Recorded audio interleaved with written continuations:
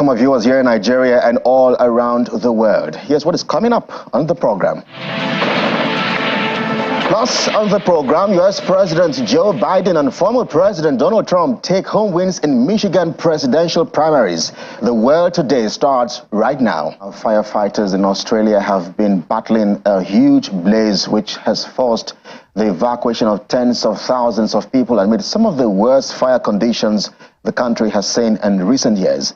According to Australia's Bureau of Meteorology, hot, dry and windy conditions have created extreme to catastrophic fire dangers in parts of Victoria and South Australia.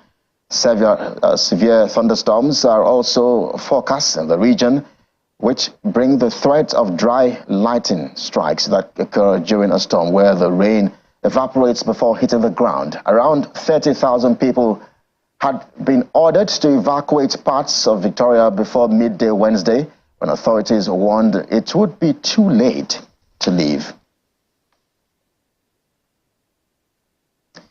And it's becoming clearer there could be a repeat of the 2020 presidential election, with President Joe Biden and Donald Trump as lead candidates for their respective parties. President Biden is in the lead in Michigan, where he's projected to win the nomination ticket despite a significant protest over strong support for Israel in the war in Gaza. He won 80% of the votes, but the uncommitted exceed expectations with 13%. And we had reported this much earlier that former President Donald Trump won the Michigan primary on Tuesday, moving closer to a general election rematch against Biden in November. And Trump's victory over Nikki Haley, the former governor of South Carolina, extends an unbroken streak in the nominating contest. Michigan is his 6th straight triumph, and it is his 2nd after Nevada, in a state expected to be a crucial battleground in November. And away from the U.S., police in France have seized 72 firearms and more than 3,000 rounds of ammunition from the home of screen legend Alain Delon. Well, a shooting range was also found at the actor's home in Douchy, about 135 kilometers south of Paris. Prosecutors said Mr. Delon did not have a permit to allow him own a gun. The 88-year-old actor was a star of the golden era of French cinema, known for his tough guy persona on screen in hits like The Samurai and Borsalino. The search on Tuesday was ordered after a court-appointed official sent to Mr. Delon's home noticed a weapon and alerted a judge.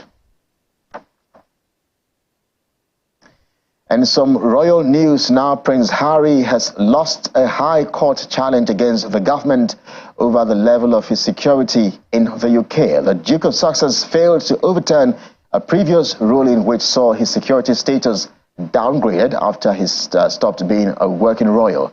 The High Court found that the decision was neither unlawful nor irrational. Prince Harry will seek to appeal the latest ruling, with a legal spokesperson saying he hopes he will obtain justice.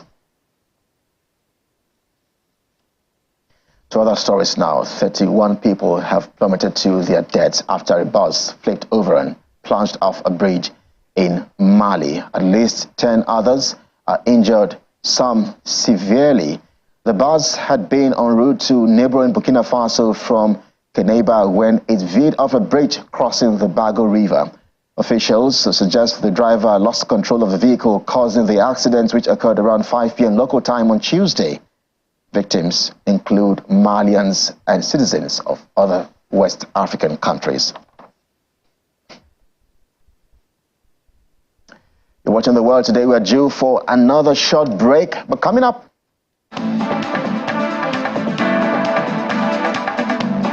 the rebranding of American activist Monica Lewinsky as she signed as face of Reformation's Vote campaign. That story gets our focus after the break. Please stay with us.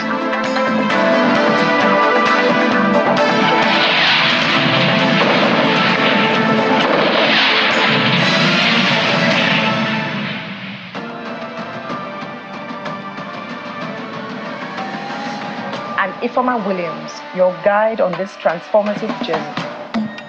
Welcome to Transform Her, the first of its kind on-air coaching program exclusively on Channels Television. I define a product as that perfect thing that people are ready to part with their money for. In a male-dominated environment, being required to uphold a position of leadership. The good, the bad, the ugly, they all pull together to make you this woman and this person that you can be. Join us in shaping the future of African female leadership as we provide practical resources for entrepreneurs and aspiring C-suite leaders. Every Wednesday at 4:30 p.m. West African time, we bring you expert interviews, transformative coaching, and the tools you need for exponential personal and professional growth. Transform Her, because it's time to unlock your potential and lead with purpose.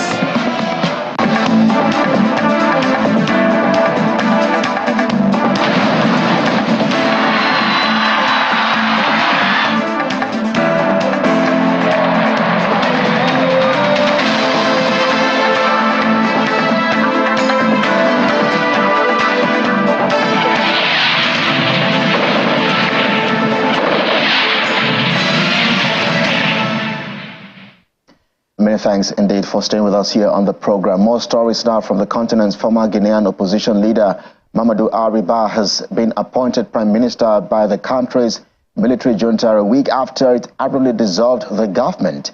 His appointment comes amid growing dissatisfaction with the military leader. 2 people were killed on Monday after police clashed with protesters during a nationwide workers' strike, and trade unions have been demanding lower food prices as Guineans struggle with the high cost of living. Mr. Ba, popularly known in Guinea as Baori, has urged the unions to call off the strike and highlight what can be done to solve the big challenges gradually. The trained economist is expected to not only set up a new government to replace the one that was dismissed, but also take steps to alleviate the economic hardships facing millions of Guineans. And Chad's election agency has announced the dates for the upcoming presidential election, affirming its commitments to transitioning the country back to democracy from military rule. The delayed elections will take place in May, consisting of 2 rounds with provisional results expected by July. Initially, the military authorities who seized power in 2021 proposed holding elections within 18 months. However, they later extended the transition period to October 10, 2024. The vote is supposed to mark the end of political transition that began in 2021 when former President Idris Deby died after 3 decades in power. According to the announcement, the first round of the presidential poll is scheduled for May 6, followed by the second round on June 22. The agency also stated that the list of candidates selected by the Constitutional Council would be published on March 24.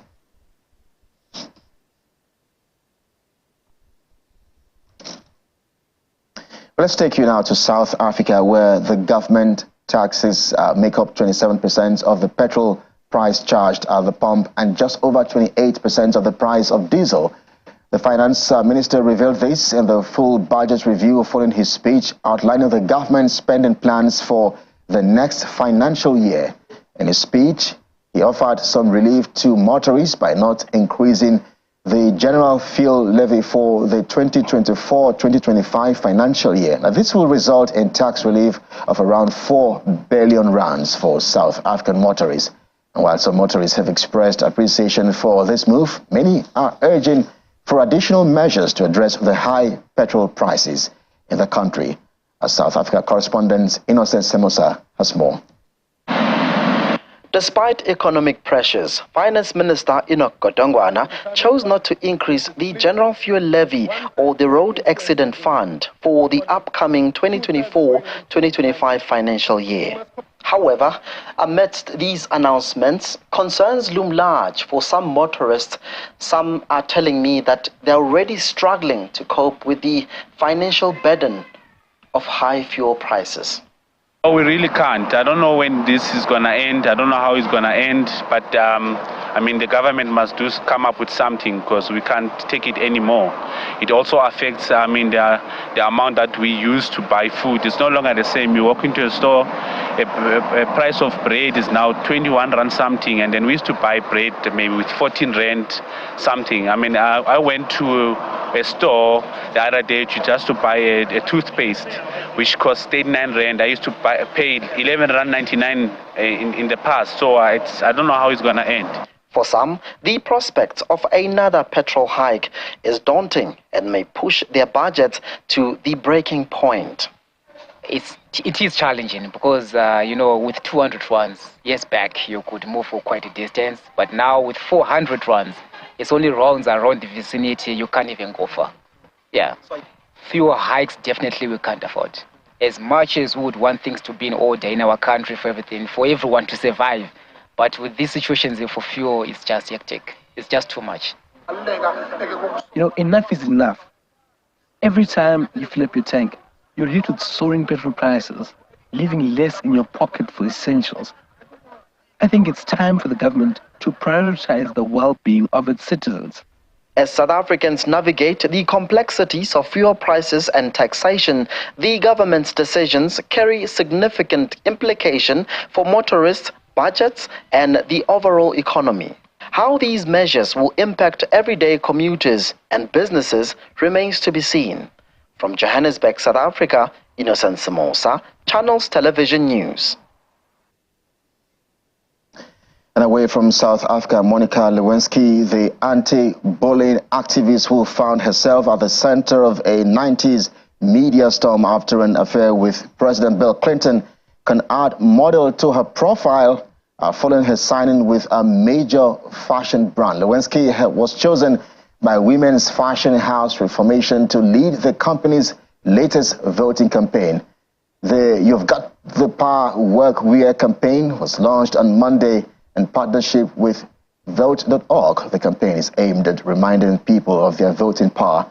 Ms. Lewinsky, now an author, was just 22 when she became romantically involved with the then president, who was 27 years her senior. The news of their relationship dominated the U.S. news agenda in 1998 and 1999 after the president initially denied it before admitting to inappropriate intimate physical contact with the White House intern. In 2018, Ms. Lewinsky said their relationship constituted a gross abuse of power on Mr. Clinton's part, noting that he was the most powerful man on the planet with enough life experience to know better. Since re-emerging into the public eye in 2014, she has regularly spoken out publicly against cyberbullying, calling herself patient zero of the internet trend.